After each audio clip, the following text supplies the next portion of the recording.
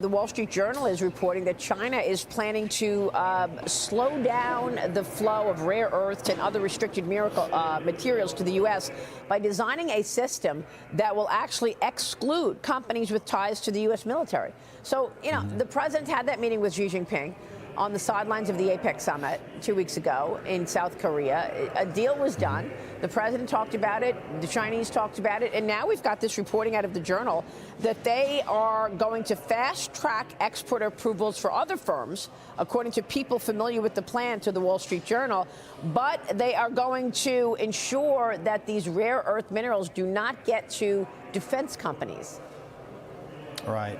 I heard you talking about that in the previous segment, and that did get my attention, because what that does is just points to the fact that you can't deal with China like you would any other country. They're not honest brokers. And so I'm sure that he stood there and shook hands with President Trump, knowing all along that President Xi knew all along that he had this in mind, that he was going to make a deal for the cameras, but then work some other angle to the advantage of China. And so, I mean, and look, I'm sure President Trump was aware of that as well. I mean, he's a smart deal maker. So you have contingency plans in place and relationships with other countries that can provide those rare earth materials that we need to do business here in the United States.